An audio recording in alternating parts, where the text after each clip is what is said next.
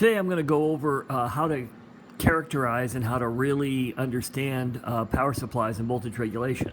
I'm going to do it in a way that's extremely easy to understand, as it's a complex subject that an awful lot of engineers in the entire electronics industry don't understand and don't really look at. It's very rare to find power supplies and voltage regulation inside circuits that have been done really well. What you typically see is they just slap a switching regulator or a switching power supply into a product and they're done. And they just figure, oh, it's got the right voltage, it's supplying enough amperage, there's not much noise on it, so it should be good. That's not how this works. That's not how power supplies work. And I'll go over why. But first, what we're going to do is we're going to make all this simple. That's important to begin with, because this actually is pretty simple, but having the ability to really look at it and measure it is something really hard to do in the electronics industry. So I had to build my own gear. This device is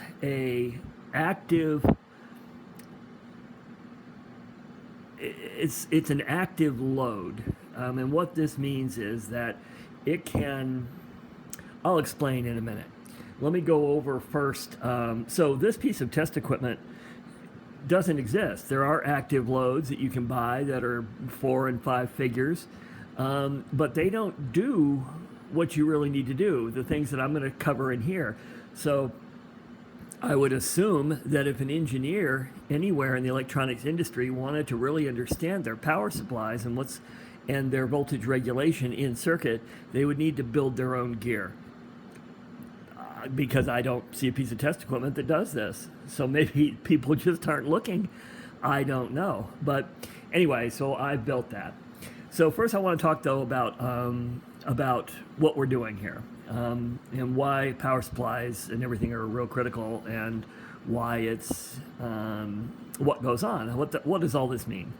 So everybody's been at your house and you've had like an air conditioner turn on, or you plugged in a space heater turns on and the lights dim.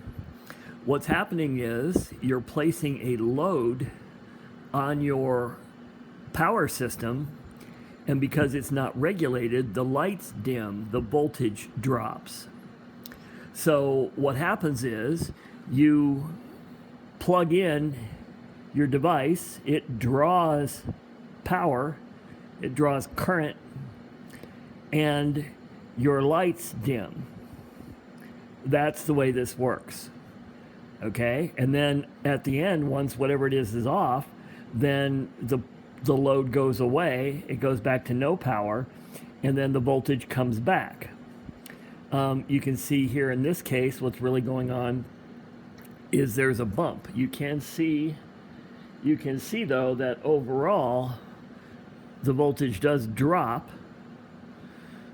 right? So your lights get a little dimmer, right? But there's also this boing that occurs as it and then when it turns off, it's zip and goes back up high. This is kind of a power line spike. You get power line spikes when a load goes away in your house. Anyway, so this is the basic idea of what a voltage regulator does. So what a voltage regulator does, we can see in this waveform, the blue one.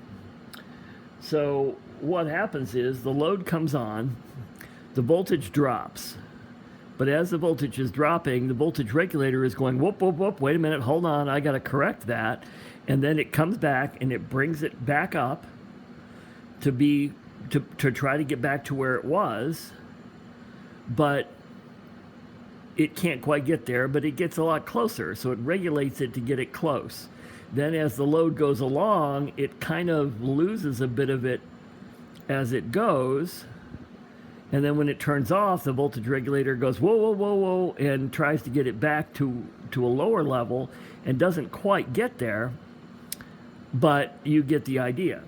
So what's going on here is actually really quite simple. voltage regulation is quite simple. When you have a load, the voltage should vary as little as possible. So in our case, what I'm doing is I'm using a standard switching, high current switching power supply by Lambda, TDK Lambda, which is a really good switching power supply. It's extremely high current, you can see from these massive terminals, and I've hooked it up to this is an active load. So what does that mean?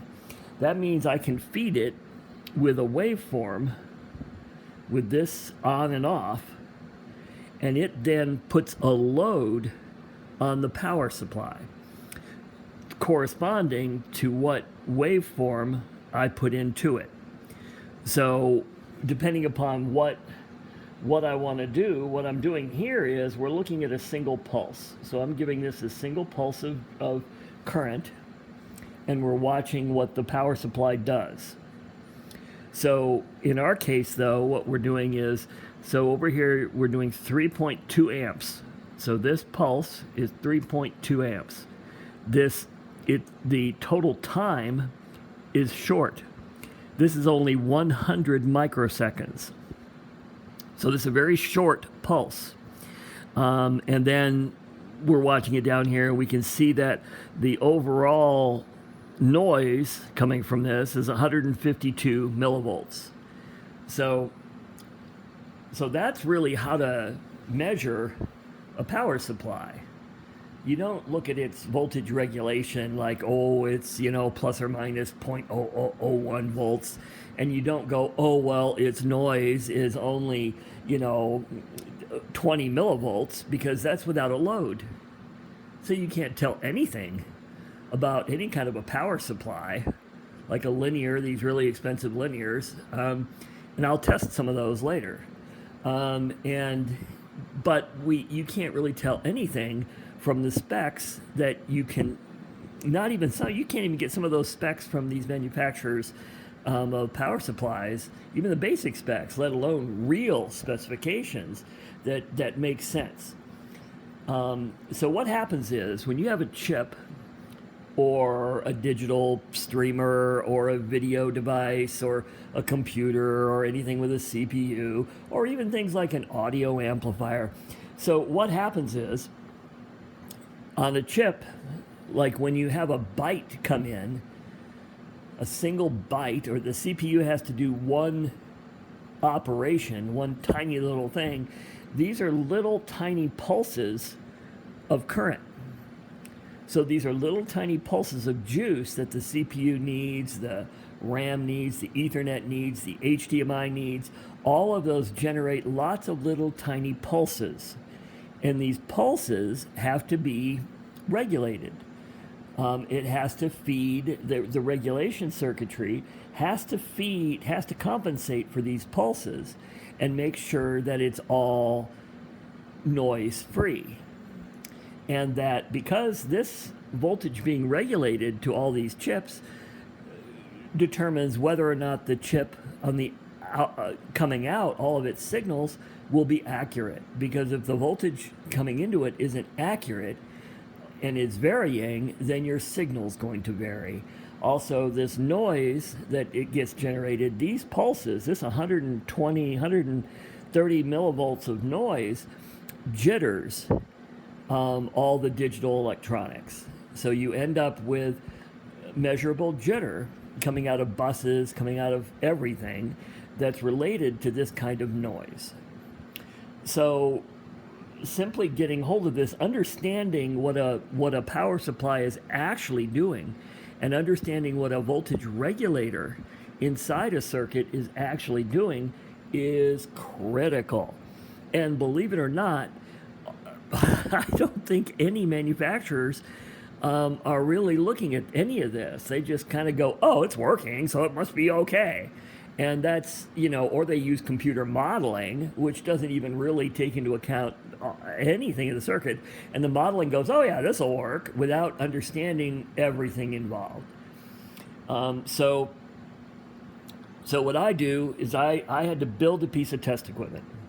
So this piece of test equipment allows me to do a wide range of things. It allows me to measure a lot of stuff.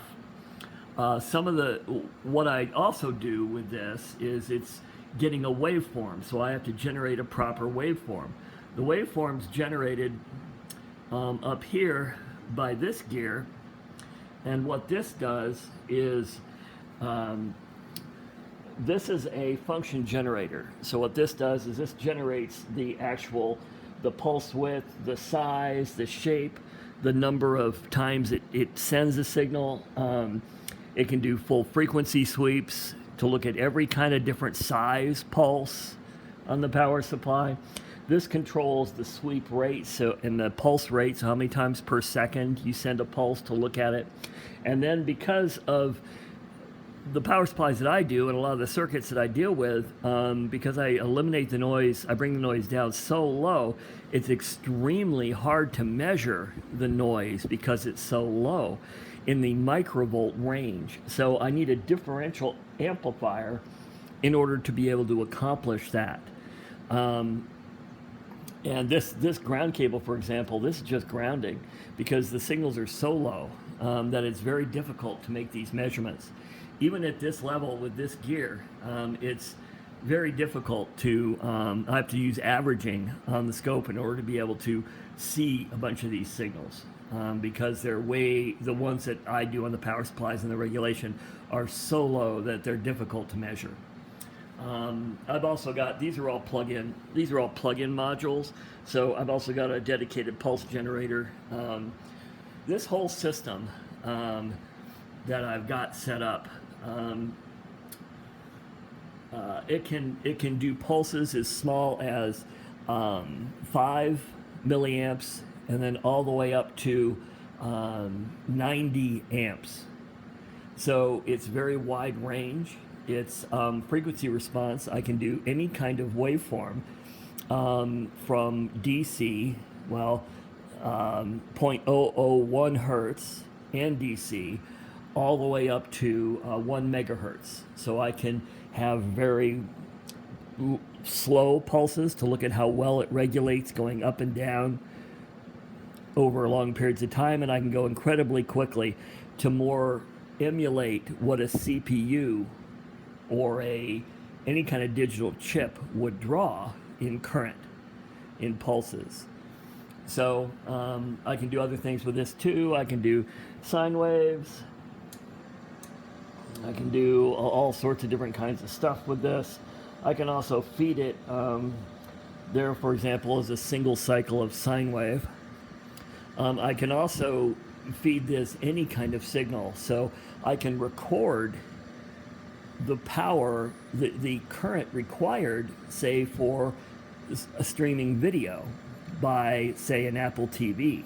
And I can record the current that it does to do this, play it back through here, and actually mimic the device and see how it performs. And then I can optimize the power supplies and the various filter circuits in order to best match the current needs of the device. To my knowledge, no one does this. Anyway, so this was gnarly enough that, I had to make my own test equipment. You're in crazy land when you're making your own test equipment. So,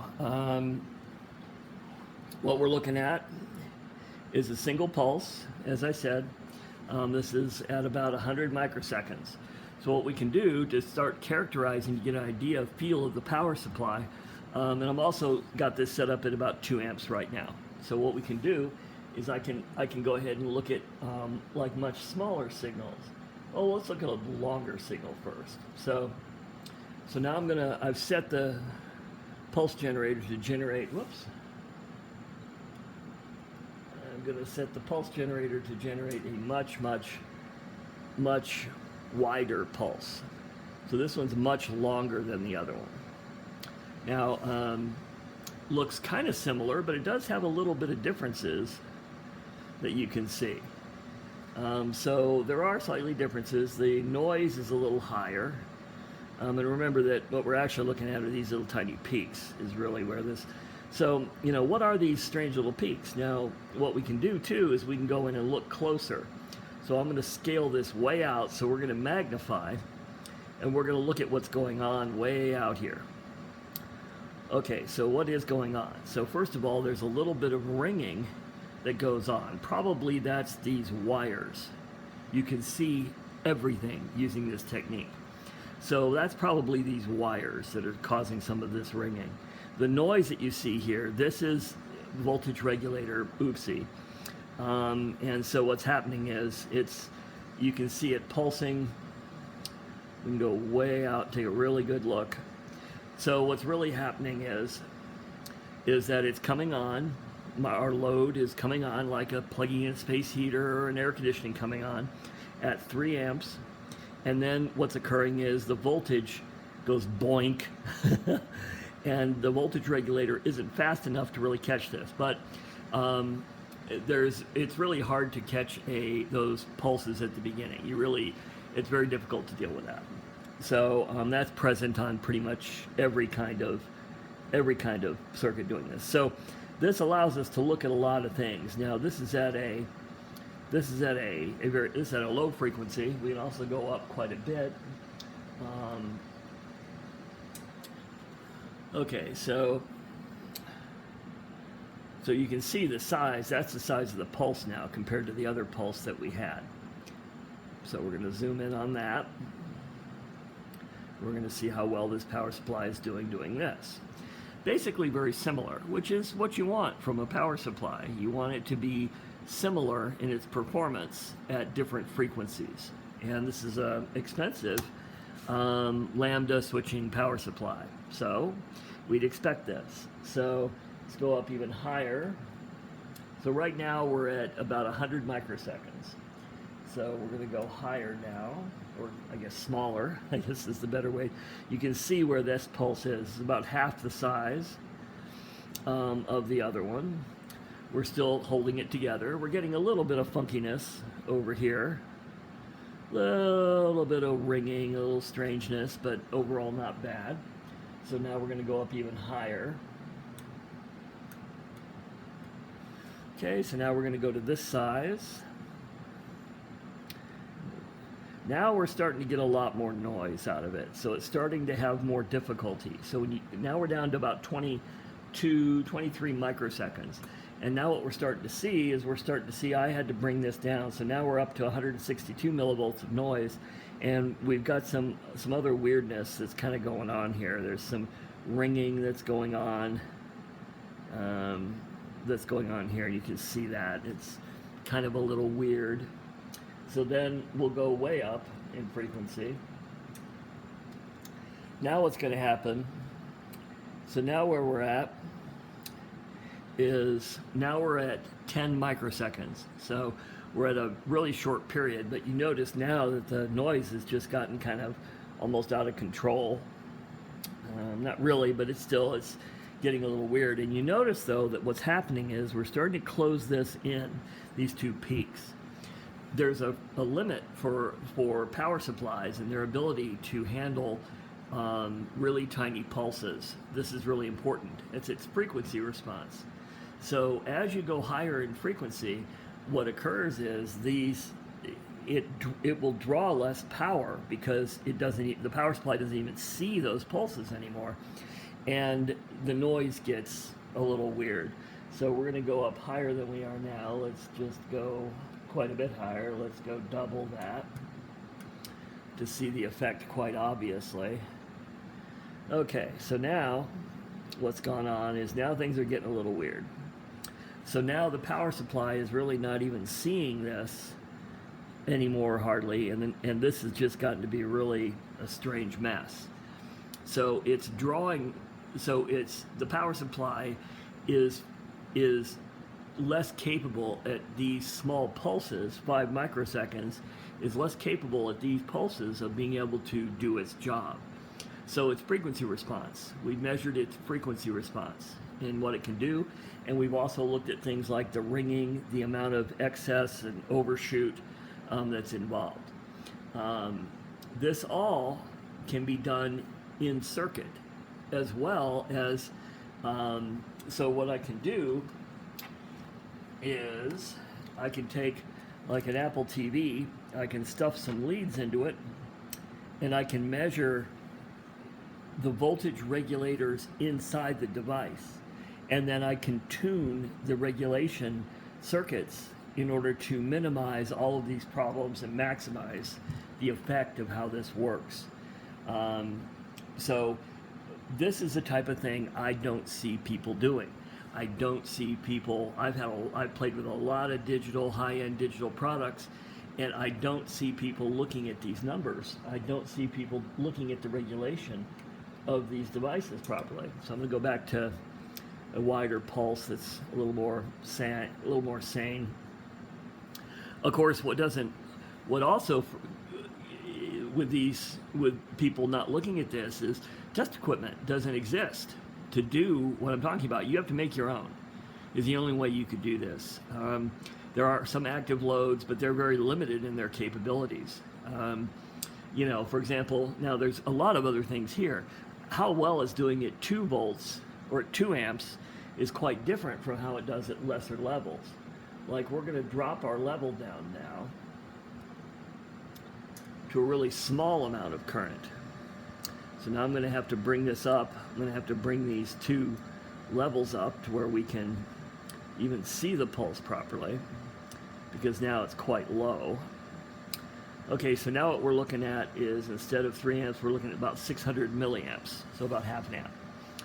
And you can see now that what's happened is our voltage regulation has changed. How it's working has changed. So how a power supply works at different voltages also really, or at different currents also really matters. And being able to do this well is important. Also here, what you can start to see is ringing. See this ringing here? This is the switching power supply. So what that's doing is that's creating, switching power supplies are bad. So you're starting to get noise that's visible from the switching power supply itself. Also, and I'll explain all that in a bit about how a switching power supply works. But also, you can go to higher currents, like, for example, let's kick it way up here. So now what we're going to do is we're going to go way up in juice.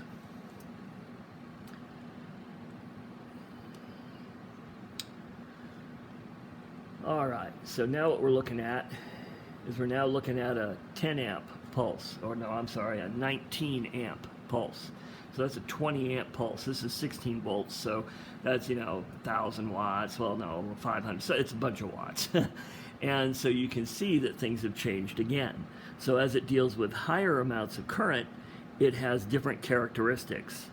Also, its frequency response has changed. So power supplies need to be characterized. They need to have, it's really important to understand how they work at low power, because like a RAM chip takes almost no current in their little pulses, and while a CPU takes massive amounts.